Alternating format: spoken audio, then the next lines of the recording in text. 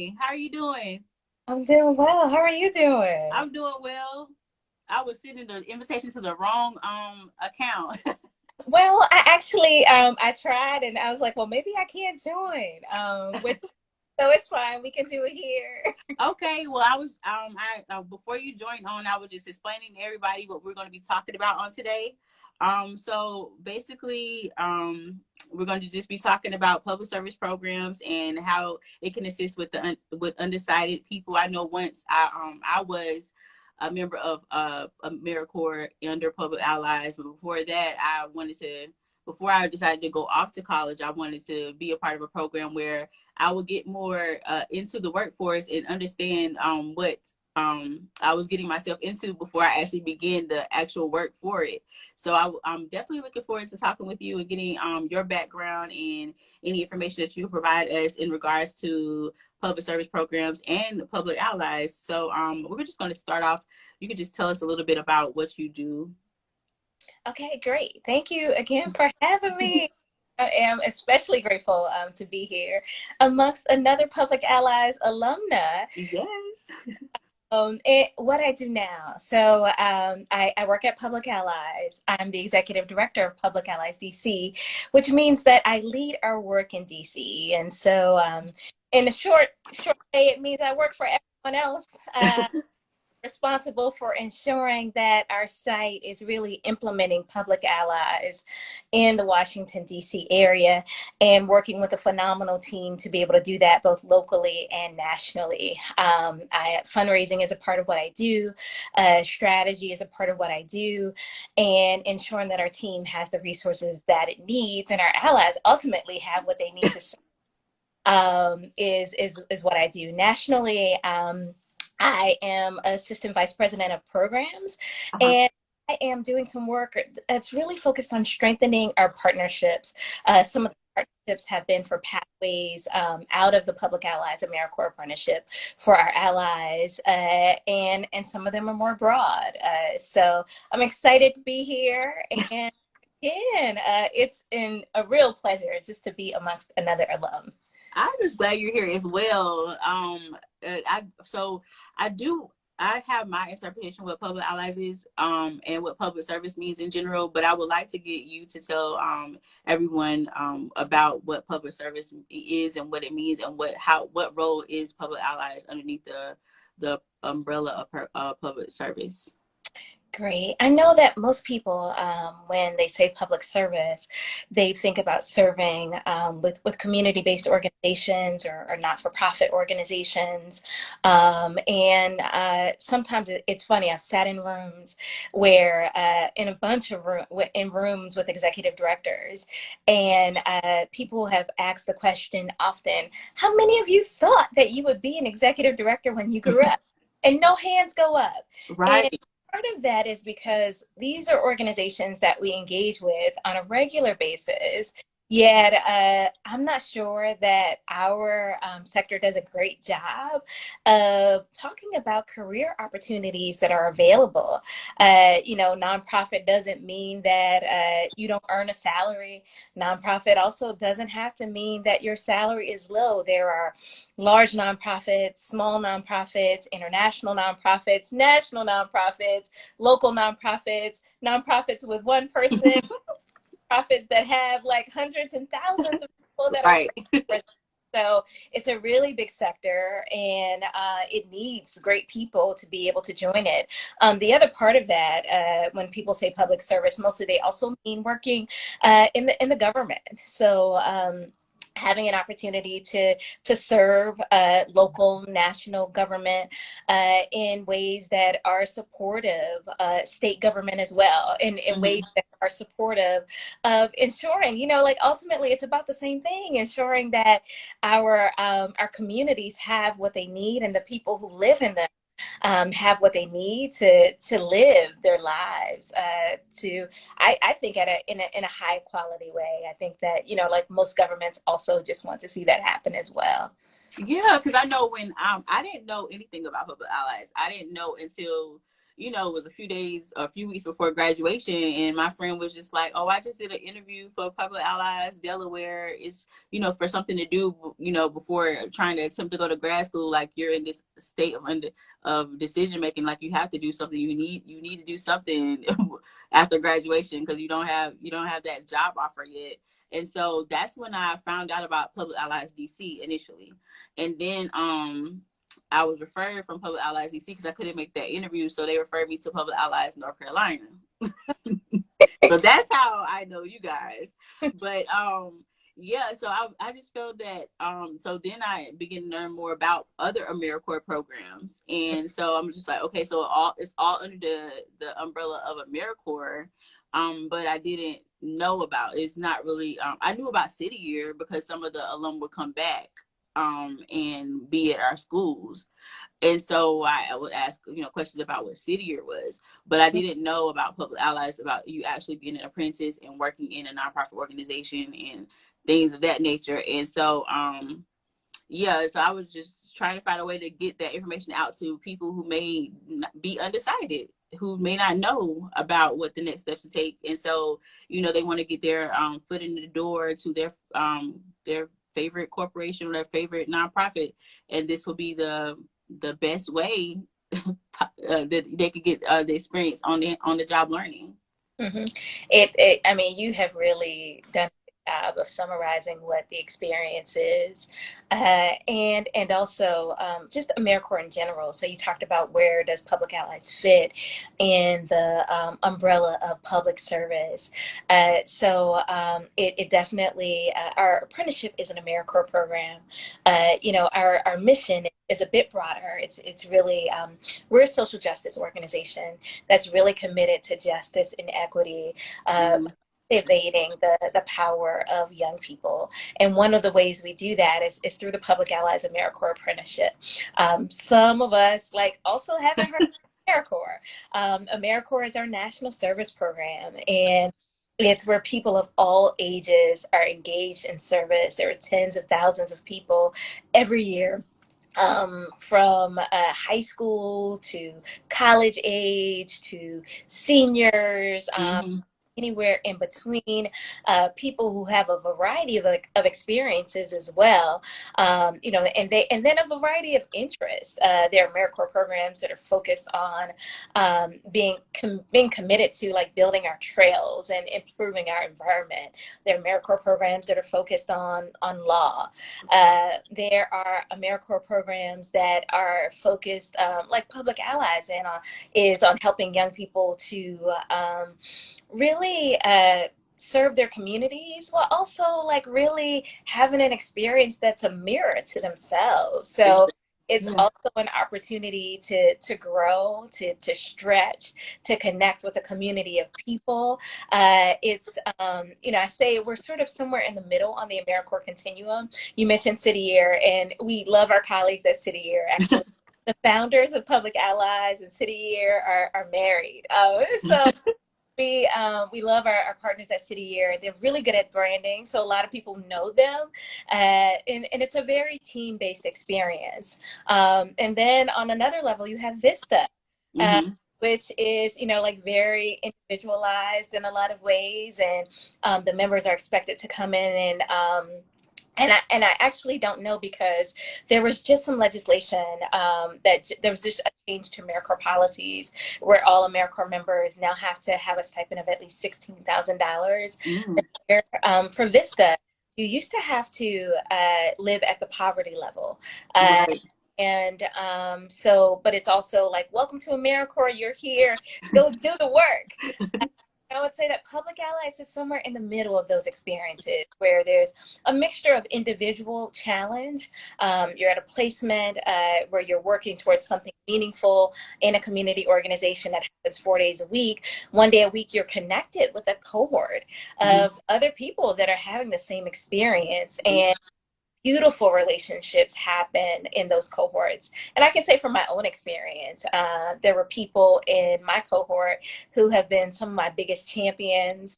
And this is 20 years out. Some of my biggest champions people that tell me the truth, like whether or not I ask for it. And so I see that happen every year in terms of those connections to the cohort and really forming lifelong relationships. Okay, so you started off as a public ally member. Yes. I was an ally. It was the first thing that I did after college. Oh, awesome. So I actually went to college in North Carolina. I went to Duke, and at that time, a lot of people were going to law school, Yes. medical The school, final decision, the final stop. or consulting. Like at my university. That's where they're going. And so for a while, I tried to figure out how I can fit into some of those areas. And I happened to be sitting down with one of my favorite professors, who actually just happened to be on the National Board of Public Allies. Oh, okay. Said, why don't you consider public allies? And it stuck. And so I ended up not staying in North Carolina, but coming back home to DC to do public allies. And it was a great way for me to start my career, knowing that I could have a career that was connected to my natural interest. Also, I learned things about education in the city that I wouldn't have otherwise known. And again, this amazing, like, lifelong connection with people that I wouldn't have otherwise had I not done public allies.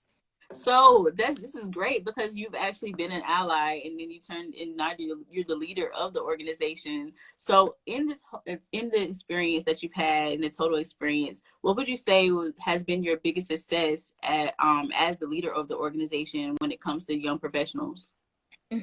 So I how that happened, right? It wasn't like a raise my hand. I want to do thing.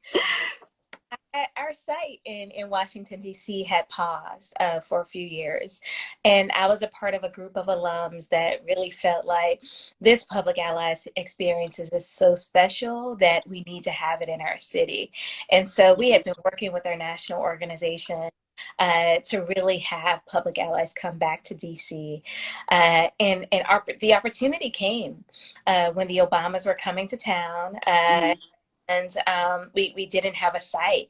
And so our national CEO at the time said, hey, we've got resources to relaunch DC and we want you to do it. And I said, I don't want to do it. I just want to so certainly by the end of that conversation, I was on board. And so back to your question about what's been the biggest success. So relaunching our work in DC. And again, like, none of this comes alone. Like, that's the kind of leadership that we know about and we're aware of, and that we elevate at Public Allies, is that to do good work, it really has to happen with others. And it also has to happen in a way that helps you, or I'm going to say helps me, to fill gaps that I have, and helps other people to step into, like, really realizing who they are more fully as well. And so relaunching our work in DC, and then more recently, some structural changes that we've been making to the program itself. And so I mentioned that the minimum stipend for AmeriCorps is now 16,000. When I came back to Public Allies, when I was an ally in the 90s, my stipend was 16,000. When I came back to Public Allies, the ally stipend was 16,000. And so up until about 3 years ago, it was 16,500. This past year, we were able to increase that stipend to 23,000 for the 10 months. Next year, it's going to go up again to 24,600. And a huge part of that is access. We don't want, like, serving your community to be something that's unaffordable, that stretches you so much that you're unable to do it.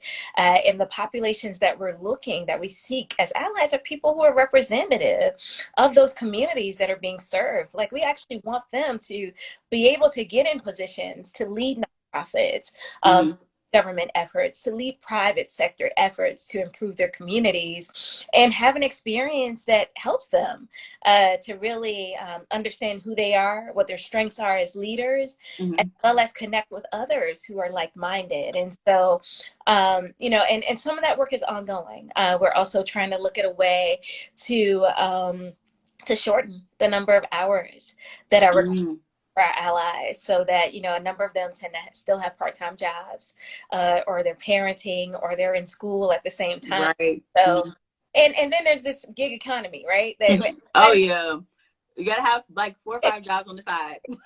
but and that's a good thing because like You would get burnt out. I know I was doing that. I was like, listen, I can't. I have to choose one. yeah, so we should all have multiple streams of income. And so it's good to try that out. Yet, I think, again, being able to serve in a way that is not like stressful, Yes. to the point where it is undoable for a lot of people.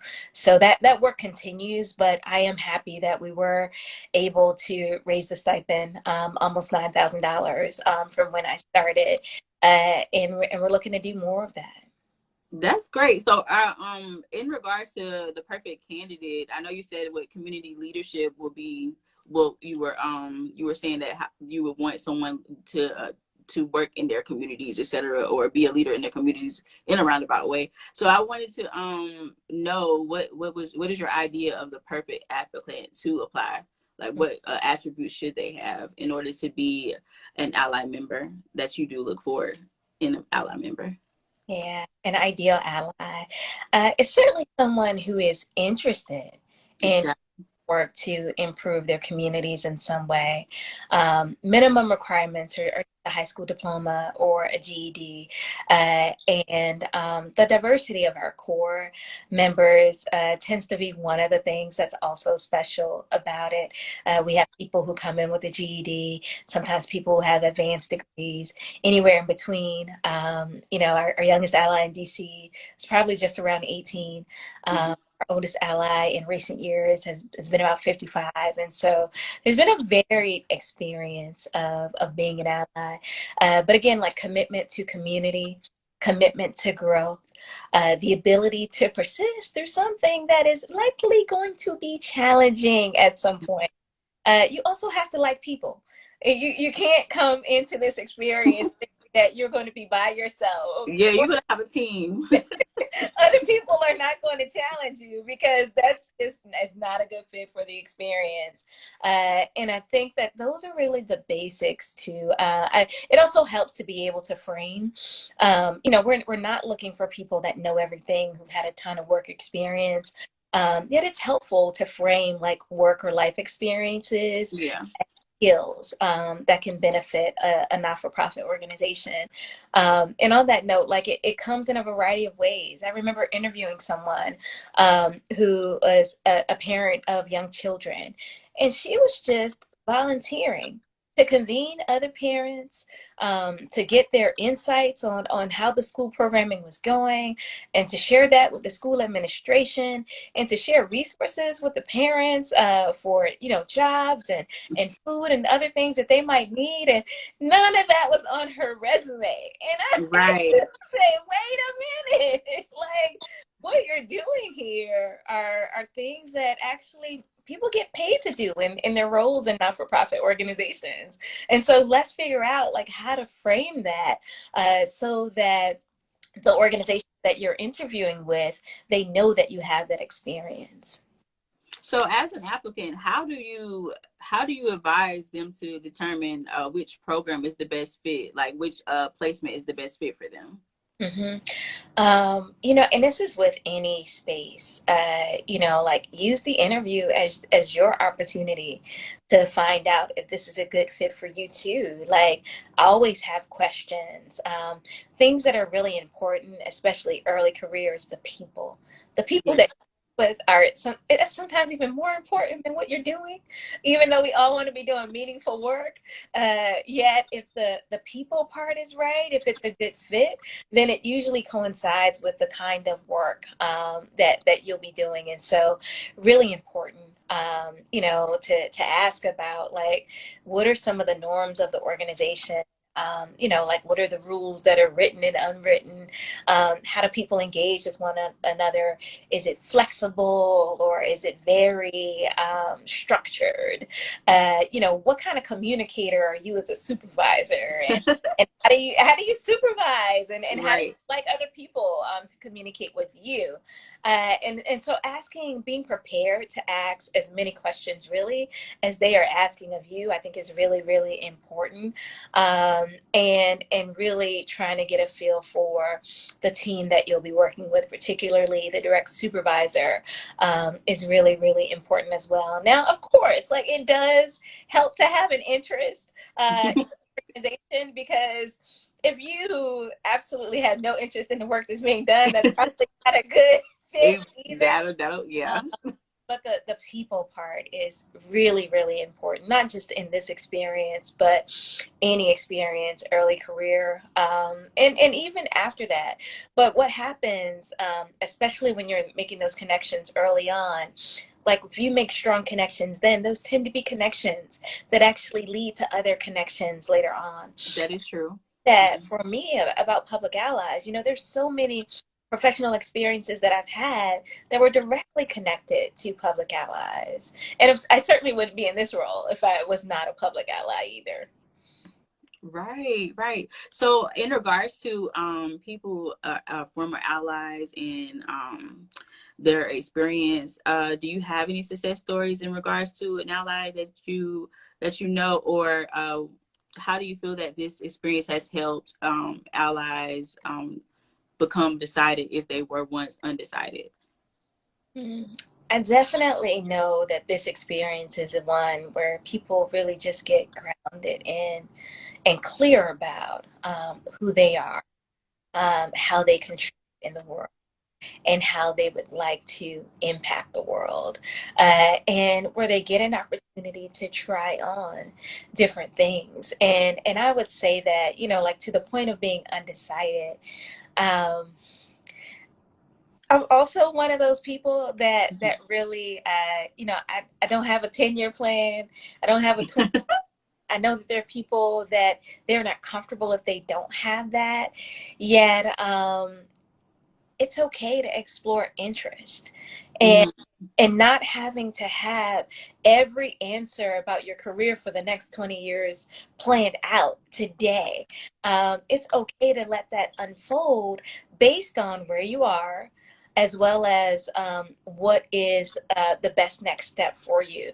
And in that experience, in this experience, like we've certainly seen guys who've come in with no experience working in nonprofits, and fell in love like with working for an organization. I remember my first year here, there was a person who was a part of a tenants group that helped to just organize tenants in her community, and she hosted an info session. And some people came to the info session, but she said, this opportunity is for me. And so she became an ally. And halfway through the program, the organization was saying, we cannot wait to hire her. That's And great. this is more than 10 years later. She's still at that organization, has moved into different roles, you know, had not, didn't have a college degree when she came to us, but is now working on her college degree, and has grown in her leadership in the organization. This past this past year as well, like we've definitely had stories like that, where people are trying to just understand like what schools they want to go to, and also like trying to understand what work that they want to do, or they just completely change that around. You know, like we had an ally who was with us last year who thought she was interested in something else, but you know, by the end of the program decided she was going to study special education. But by the way, she was doing a great job at her placement. And so Right. they hired her full time, and she's actually working in human resources while still pursuing her bachelor's degree, and pursuing that goal of being engaged in special education. That's great. That's actually great, because I'm wondering, because you said that you don't do the 10-year plan. So I'm like, how are you do? Because I'm like the type of person, I have to have a plan. It Mm-hmm. has to be a plan, even if it goes astray. It has to be a plan, a little backup plan. You know. So are you saying that you take it day by day, or or what is your advice for people who are interested in or not sure what direction to go to, like in trying to figure out their career ladder? Should they take their apprenticeship to figure it out, or what do you think? Mhm. I think it's a both and. You know, again, if it causes you a lot of anxiety not to have a plan, do the plan. You don't need to make life more stressful than it already is. And I'm saying pay attention to what you're good at, things that you enjoy doing, things that you're passionate about, you know, and that includes things that excite you as well as things that make you angry, and people. That you're connecting to, you know, in the public allies apprenticeship, allies are required to make at least like one new connection a month, and that's in a formal sense of informational interviews. Yet also keep talking to people. They're interesting people that you meet. Like follow up with them. You know, Exactly. environment. I think folks are even more accessible to set up like a Zoom call or a tea or you know anything that is going to be helpful to you. So that's what I'm saying is listen to those interests, pay attention to what you're good at, what you notice about yourself, ask other people around you that you trust as well to tell you what your strengths are and also those edges because we got to continue to work on those as well. And look at you know all of that together to make decisions about where you would like to go next and what opportunities are available to you. Well, Ms. Nakeshia, I do want to thank you so much for talking with us on today. You provided so much clarity when it comes to public allies and direction, and just not just trying to just follow along the goals and the plan that you have, but actually just listening to yourself and making sure you're building those connections and do what feels right. So I like the message that you gave us on today. Thank you for having me. I really again appreciate the opportunity. And thank you so much, guys, for tuning in. And we're gonna have another session at our final session at 2:00 with Miss Arbria. And again, thank you so much, Mr. Keisha. You have a nice Saturday. Thanks. You too. Be well, Bye. everyone. You too. Bye. Bye bye.